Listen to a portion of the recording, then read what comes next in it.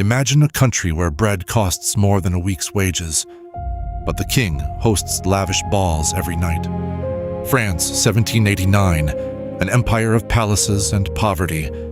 While most people trudged through mud for a crust of bread, King Louis XVI dined on exotic game, surrounded by golden chandeliers. But the bubbling beneath that glittering surface? It was the start of the French Revolution, a tidal wave poised to change not just France, but the course of history itself. Let's rewind. France was broke. Decades of wars and royal spending racked up a royal debt bill. The people, nearly all peasants and poor city laborers, the Third Estate shouldered the tax burden. Nobles and clergy, they paid almost nothing. Extreme hunger gripped Paris, and people whispered, "Why should kings feast while children starve?"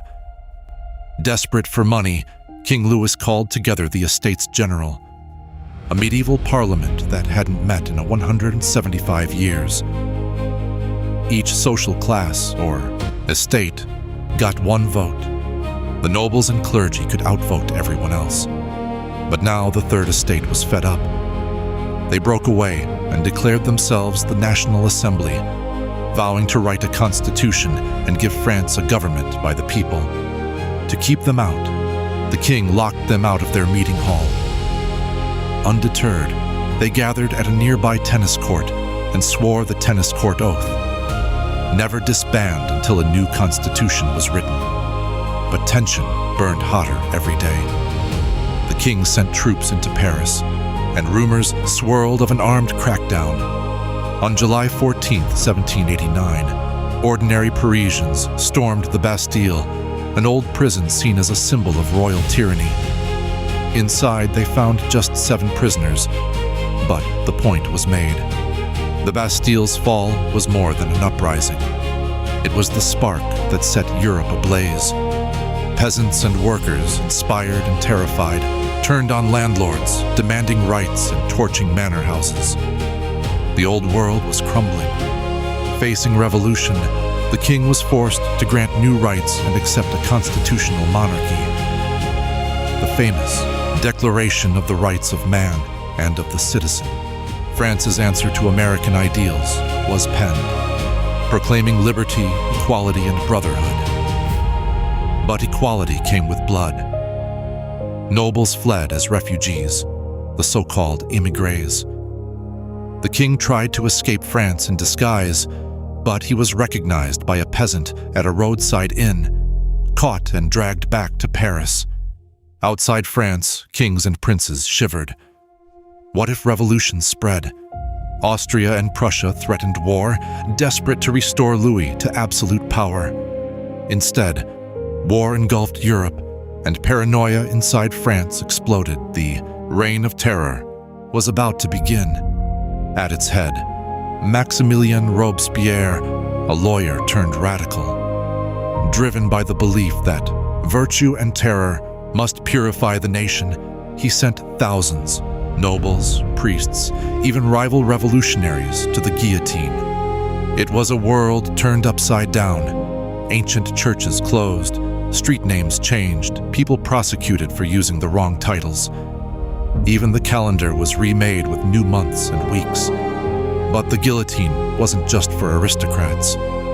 Anyone seen as enemy to the revolution could lose their head.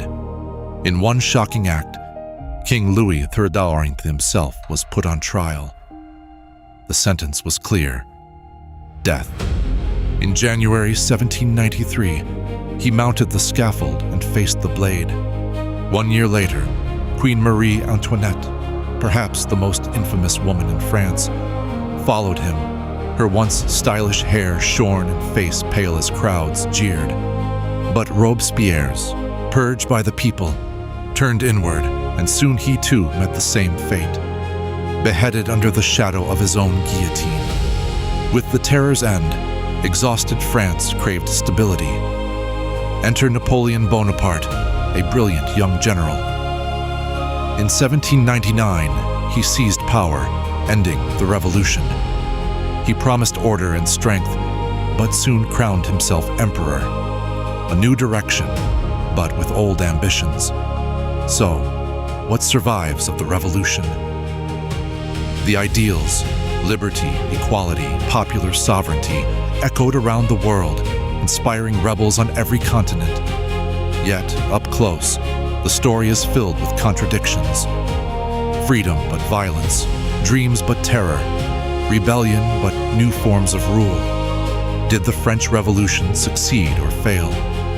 It toppled a monarchy, sparked democracy, changed the very meaning of rights, and left the world forever transformed.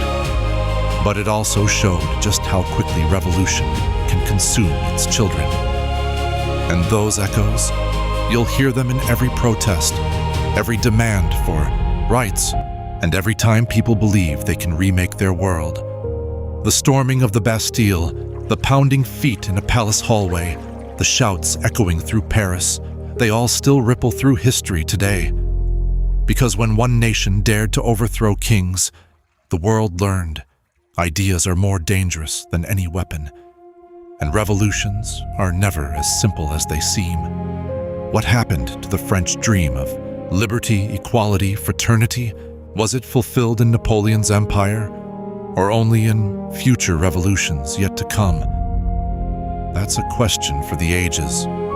But the next time you hear of a world changing overnight, remember, in 1789, ordinary people did the unthinkable, and the world's never been the same since. Keep watching, because history's greatest revolutions are only just beginning.